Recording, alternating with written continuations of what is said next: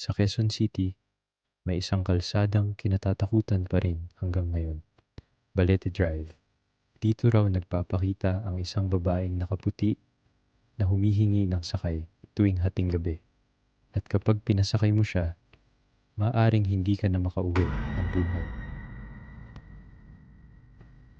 Ang kwentong maririnig mo ngayong gabi ay tungkol sa isang lalaking hindi naniwala sa White Lady hanggang sa makita niya ito ng harapan. 2:30 ng gabi.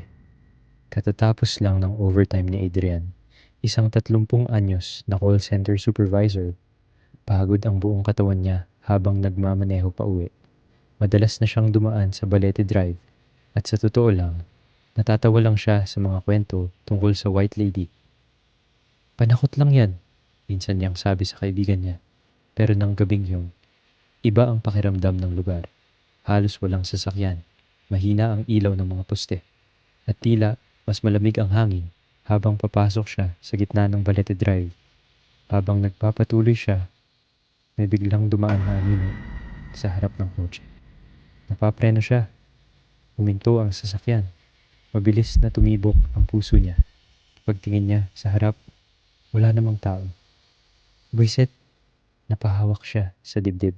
Pero habang hahawak sana siya ulit sa manibela, may narinig siyang may kumakatok sa bintana niya. Dahan-dahan siyang lumingon at doon niya nakita ang babae. Nakatayo sa tabi ng sasakyan. Nakaputing damit. Mahaba ang buhok. Basang-basa na parang galing sa ulan kahit hindi naman malakas ang ambon. At ang balat, sobrang putla. Pwede po bang makisabay? Mahina ang boses nito. Halos pabulong. Nag-alangan si Adrian. Pero nang makita niyang tila nanginginig ang babae, binuksan niya ang pinto sa likod. Pasok ka. Dahan-dahang sumakay ang babae. Pagkasara ng pinto, agad lumamig ang buong sasakyan. Parang biglang bumaba ang temperatura kahit naka-off ang aircon. Napatingin si Adrian sa rearview mirror. Tahimik lang ang babae. Nakayuko, hindi gumagalaw. Saan ka ba bababa? Tanong niya. Ilang segundo muna bago sumagot. Diretso lang. Mahina. Malamig. Parang may echo ang boses. Napakunot noo si Adrian pero nagpatuloy lang siya sa pagmamaneho. Makalipas ang ilang minuto, napansin niyang paulit-ulit lang sila sa parehong lugar. Parehong puno, parehong sirang ilaw, parehong lumang gate. Parang hindi sila umaalis sa Balete Drive. Napahigpit ang hawak niya sa manibela. Hindi tama to. Muli siyang sumilip sa rearview mirror. At doon niya napansin, unti-unting tumataas ang ulo ng babae. Dahan-dahan, pakonti-konti, hanggang sa nakita niya ang mukha nito. Namutla si Adrian. Walang mata ang babae. Puro itim ang loob ng eye sockets nito. At may manipis na dugo na tumutulo mula sa gilid ng labi niya. Napadiin siya sa preno. Pero imbes na huminto, mas bumilis ang takbo ng sasakyan. Parang may sariling buhay ang kotse. Ano ang nangyayari? Biglang namatay ang radyo.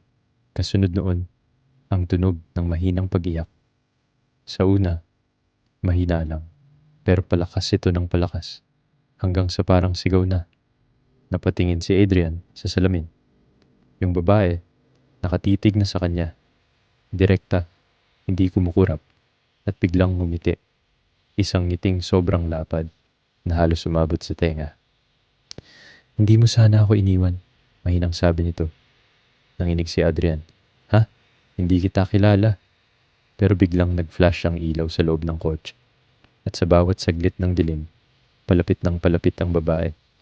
Hanggang sa maramdaman niya ang malamig nitong kamay sa balikat niya. Napasigaw siya. Biglang may sumulpot na truck sa kabilang lane. Malakas na bumangga ang sasakyan niya sa gutter. Basag ang salamin.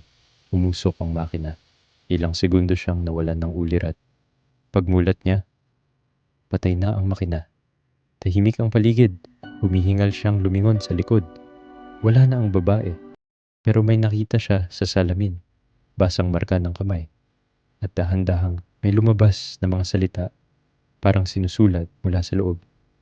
Bumalik ka. Biglang bumukas mag-isa ang pinto sa likod. Kasabay noon, may malamig na boses siyang narinig sa tenga niya.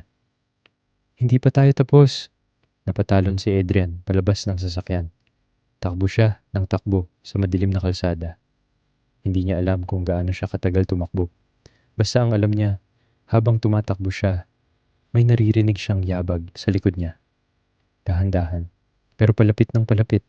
At sa bawat lingon niya, nakikita niya ang babae. Nakatayo lang, hindi gumagalaw. Pero kada lingon niya, mas malapit na ito. Hanggang sa makarating siya sa isang maliit na tindahan na bukas pa. Pawis na pawis siyang pumasok. Kuya, may humahabol sa akin. Nagulat ang matandang tindero. Sa Balete Drive ka galing na. Hindi nakasagot si Adrian. Nanginginig lang siya. Dahan-dahang tumingin ang matanda sa labas ng tindahan. Pagkatapos, agad nitong isinara ang pinto. At huwag kang lilingon kapag nakita mong nakatayo siya. Susundan ka niya pa uwi. Tahimik na napalunok si Adrian. Pero huli na. Dahil mula sa salamin ng tindahan, nakita niya ang babae. Nakatayo sa kabilang kalsada. Nakangiti at nakatitig diretso sa kanya. Gusto mo pa ng mas nakakatakot na kwento? Like, subscribe, at share.